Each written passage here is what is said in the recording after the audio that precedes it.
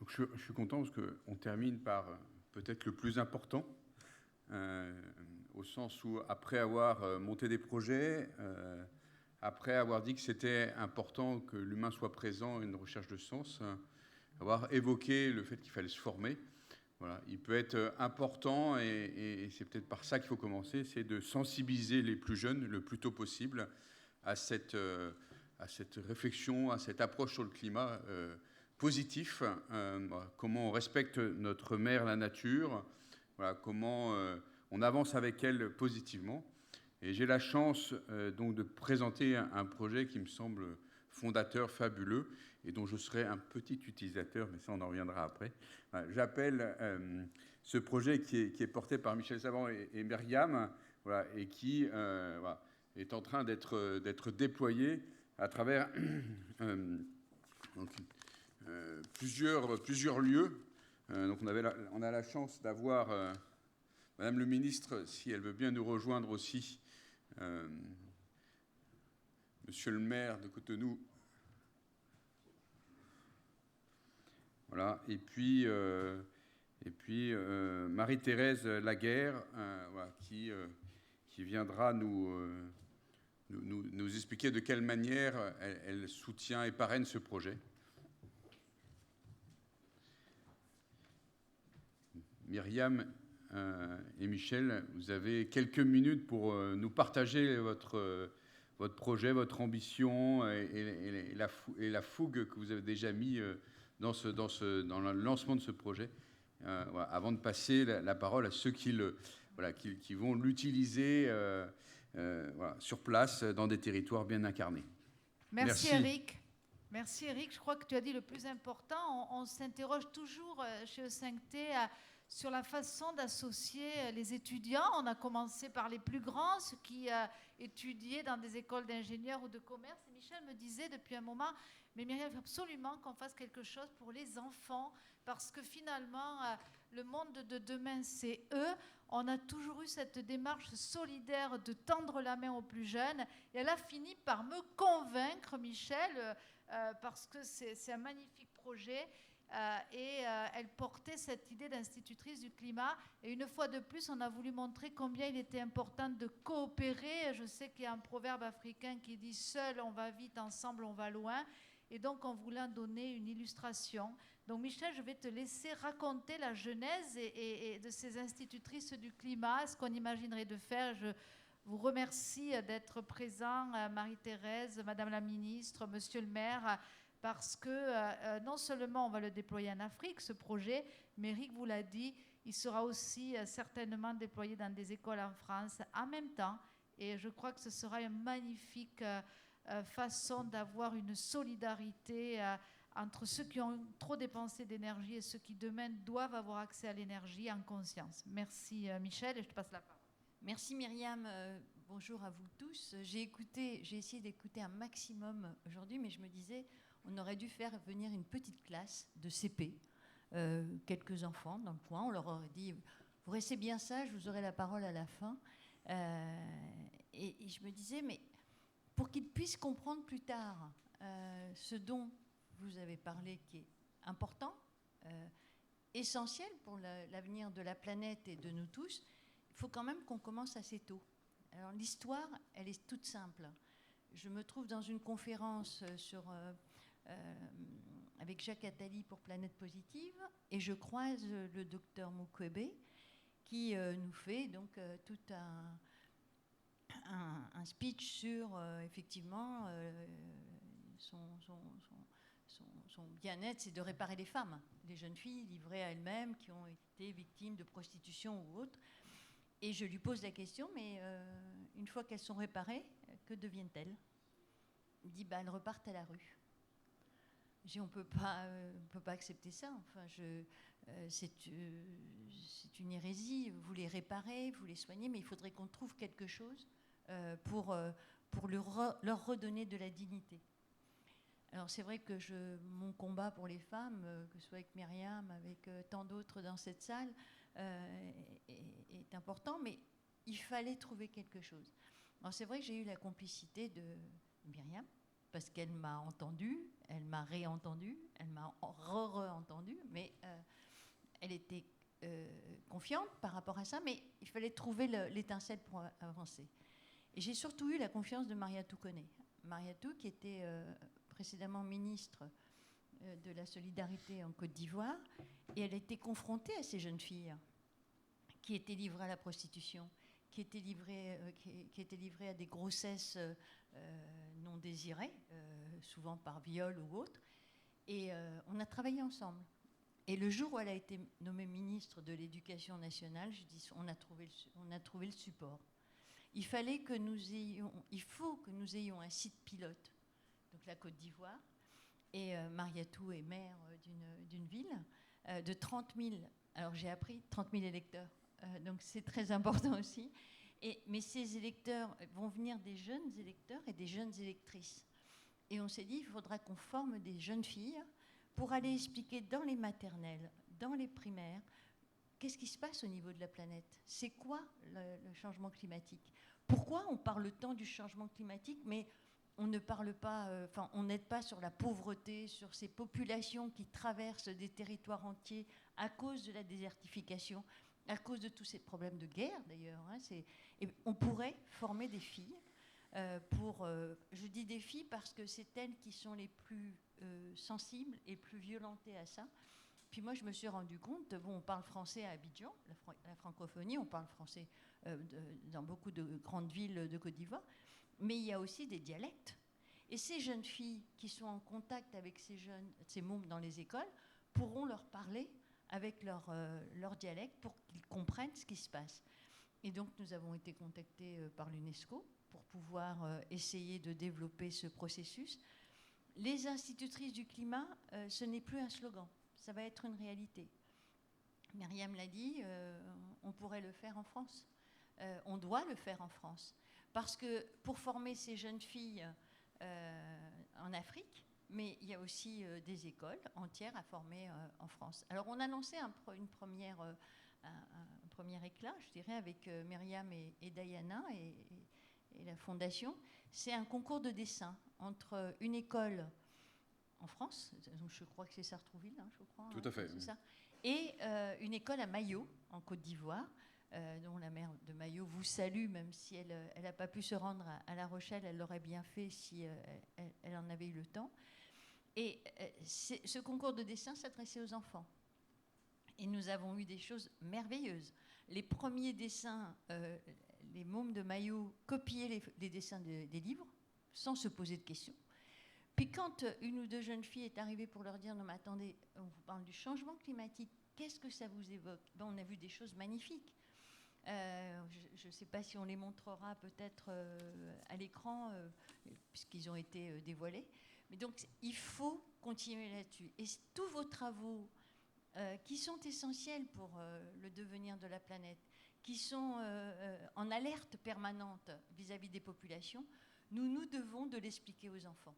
On ne peut pas continuer en disant « ils vont devenir adultes, ils comprendront ». Non, si dès le plus jeune âge, on explique pourquoi il faut faire attention à l'eau, pourquoi nous mettons des panneaux solaires, pourquoi les arbres brûlent très vite par la désertification, pourquoi, il y a tellement de pourquoi, mais il faut qu'on leur dise apportez vous-même les réponses.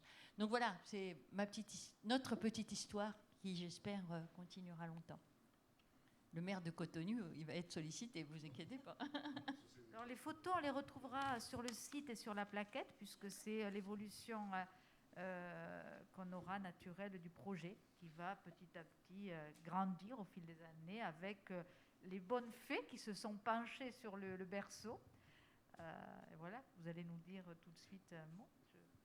Marie-Thérèse, avant de passer la parole à ceux qui vont déployer. Très bien, merci beaucoup, je suis ravie d'être là, merci Myriam, merci pour cette invitation. Et je suis heureuse d'être là, heureuse d'être une des marraines de ce programme d'institutrices pour le climat. Ce climat qu'on sait que nous avons tous perturbé, c'est par notre action, hein, c'est l'être humain qui est à l'origine de ça. Et que maintenant, en fait, il faut, à mon sens, faire deux choses. Il faut réparer, il faut préparer. Il faut réparer pour les générations qui sont là actuellement, les générations de ma fille, qui sont la génération Y, qui a 23 ans et qui fait des reproches très très forts sur ce qu'on a fait avant, et qui me disait une fois, maman, je me rends compte que je vais devoir faire 10 fois plus d'efforts pour avoir une qualité de vie qui ne vaudra pas la tienne. Je vous dis, ça vous interpelle quand votre fille de 23 ans vous dit ça. Et ensuite, il faut préparer une jeune génération pour leur rappeler, en fait, quels sont les enjeux de leurs actions. Et pour moi, il faut, en préparant cette jeune génération, ne pas le faire avec des chiffres alarmistes. Oui, les chiffres, c'est important, qu'on soit bien d'accord, hein. Les chiffres, c'est important. Ça objective, ça rationalise le propos, ça permet en fait juste d'avoir quelque chose à opposer à des discours un peu de climato-sceptiques ou de choses comme ça. Donc il faut de la science. Mais au-delà de la science, je pense qu'il faut repartir dans quelque chose qui est dans l'action, dans l'œuvre, presque plus que dans cette opposition, ou en tout cas dans cette approche ou coercitive ou incitative. Je pense qu'il ne faut pas qu'on soit quelque part dans quelque chose qui rappelle le travail. Il faut qu'on soit dans l'œuvre. On est aujourd'hui, et c'est comme ça qu'on est constitué, nous sommes des êtres humains qui agissons. C'est ce qui fait qu'on fait partie de ce territoire, qu'on fait partie de ce monde. C'est par notre action, c'est par cette façon de faire. Et donc, pour moi, il y a une opportunité formidable de faire comprendre à ces enfants qu'ils sont dans l'œuvre, qu'ils sont dans l'action, et que leurs gestes, chacun de leurs actes, a un sens et a une implication. Et une fois qu'ils ont compris ça, une fois qu'ils ont compris que dans leurs actes, dans leurs gestes, il y a une implication future, je pense qu'on l'a inscrit dans leur ADN. Nous, on croit dans l'action. Chez Veolia, on croit dans l'action. Et on a développé avec une association qui s'appelle Moi je trie, en Côte d'Ivoire, un programme avec des jeunes, des enfants, et qui sont plutôt au primaire, et en fait qui sont là en éducateurs dans les familles. On leur propose de solliciter les parents, d'influencer les parents pour qu'ils trient. Ensuite, eux, ils rapportent les déchets triés à l'école. Ils rapportent les déchets et on reprécise le tri à l'école en leur expliquant pourquoi certaines choses se trient, pourquoi d'autres ne se trient pas.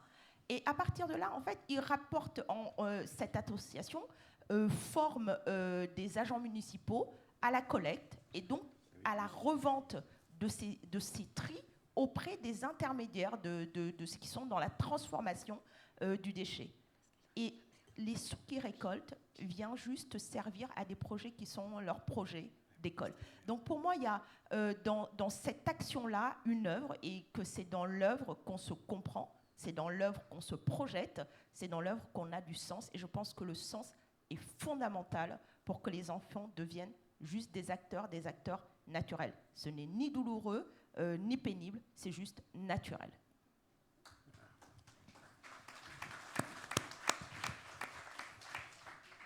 Des propos qui seront repris par Pierre, je suis sûre, c'est déjà un bout de contribution. Madame le ministre. On laissera la parole de la fin à Madame la ministre, protocolairement, et je vous laisserai la conclusion de la journée. Voilà, exactement, c'est ce que je pensais aussi. Merci. Je pourrais résumer mon intervention en une seule phrase. La seule phrase serait que la ville de Cotonou est prête à accueillir l'école des institutrices pour le climat. Je voudrais m'en arrêter là pour dire l'essentiel est dit. Je le résume de la sorte parce que je suis assez convaincu de ce qui a été dit depuis le matin. Je suis assez convaincu qu'il faut mettre l'homme au centre de ce qui se fait. Je suis assez convaincu qu'il faut de l'anticipation en pensant aux enfants, aux jeunes enfants. Je suis d'autant plus heureux que ceci intervient pendant qu'à Cotonou, nous préparons 2 événements majeurs. Le premier, c'est un séminaire sur le développement durable pour les cadres et élus de la mairie d'ici décembre 2021. Et ensuite, un colloque sur la thématique vivre dans les villes vertes Nous travaillons là-dessus avec M. Zokli qui est là. Donc ça cadre très bien avec tout ce que nous avons dit depuis ce matin. Et lorsqu'à la fin de la journée, nous revenons à l'essentiel, et comme quoi il faut que les enfants qui, comme l'a dit tout à l'heure madame, souffriront plus que nous, on ne le souhaite pas, mais c'est malheureusement le constat qui s'est fait. Il faut que ces enfants-là soient placés au centre du débat. Il faut que ces enfants-là soient formés, assez bien formés pour être capables de relever les défis qui les attendent. Et réfléchir à cela, pour moi, c'est assez noble. Je voudrais vous féliciter pour cette idée que vous avez eue. Les politiques n'ont pas d'autre choix que de soutenir cette idée,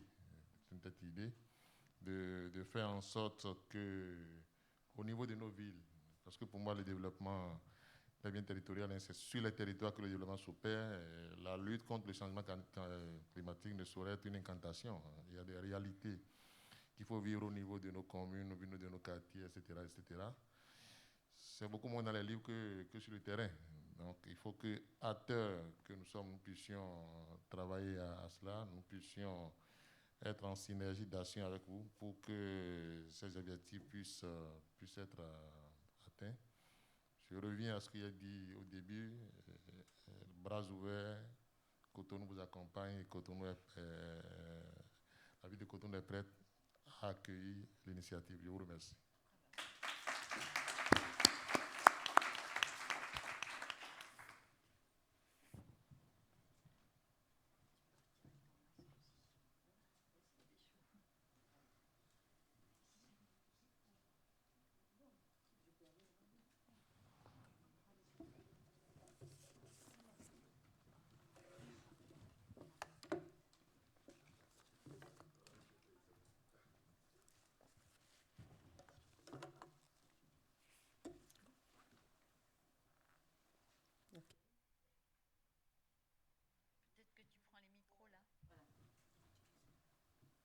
Allô? Ok, merci. Je voudrais mettre les pieds dans le plat à la suite de mon collègue maire de Cotonou, parce que je suis maire de Boundiali, en Côte d'Ivoire, pour dire que le projet ici que nous défendons est un projet qui est noble. Comme on sème les graines de la paix dans la mémoire des enfants, dès le berceau, il faudrait que nous puissions inculquer la culture de la protection de l'environnement, la culture de la préservation de l'environnement, les petits gestes en faveur de la biodiversité, doivent être inculqués dans la mémoire des enfants dès le bas âge. Et je crois que l'école, on ne peut pas trouver mieux que l'école, parce que l'école, il y a des écoles partout. Et pour ce qui est de nos pays africains, en tout cas pour la Côte d'Ivoire, nous avons des écoles dans les plus petits hameaux. Et donc, pour moi, les hommes de science nous ont suffisamment alertés. Nous n'avons pas écouté. La Côte d'Ivoire, en tout cas, en a fait les frais parce qu'au cours des 60 dernières années, nous avons perdu 90% de notre couvert végétal. Si nous avions écouté. Si, à l'époque, en 1960, quand nous prenons notre indépendance, ces gestes, ces faits, ces actions avaient été introduites à l'école, je pense que nous n'en serions pas là. Alors, qu'est-ce qu'il faut faire pour, je ne veux pas dire contourner, mais éviter ces conséquences dramatiques de la dégradation de l'environnement sur la qualité de vie des habitants de notre planète, qui sont devenus manifestes. Tous les mots sont là: réchauffement, fonte glaciaire, érosion côtière, déséquilibre, etc., etc. Qu'est-ce qu'il faut faire?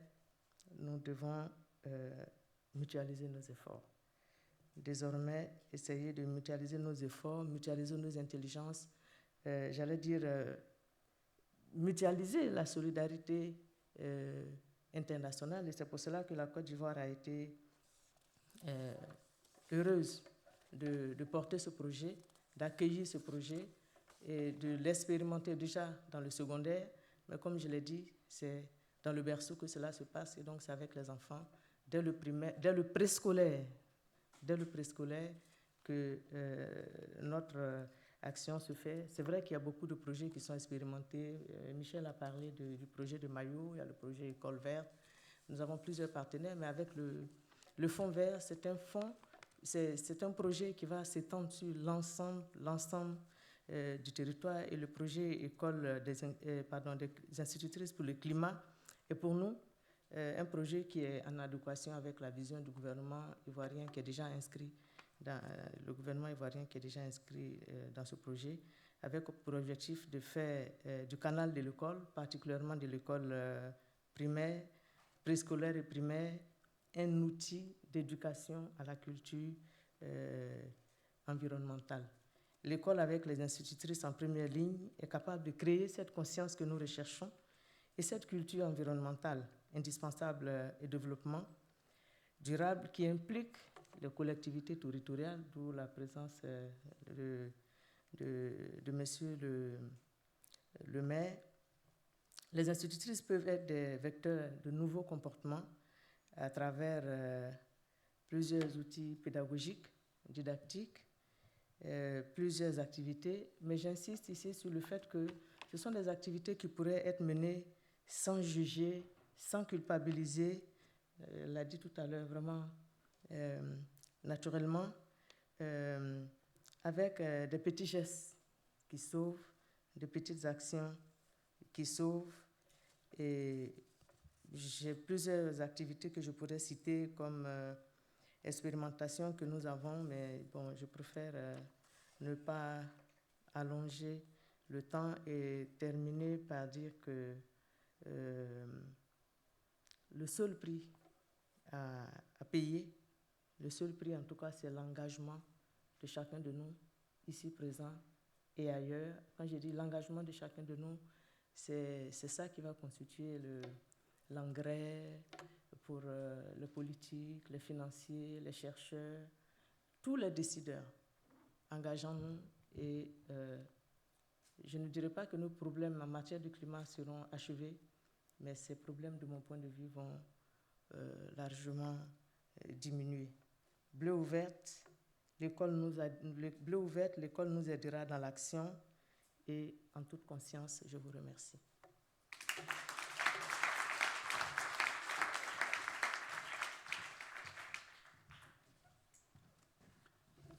Myriam, tu me laisses quelques mots avant de conclure.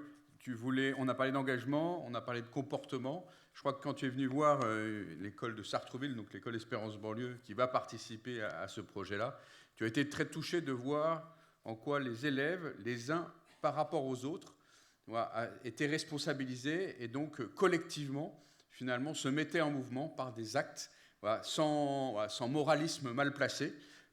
Et donc, c'est l'enjeu, c'est que ça se fasse naturellement. Donc, merci Michel et Myriam d'avoir lancé ce programme. Et Myriam, je te laisse conclure.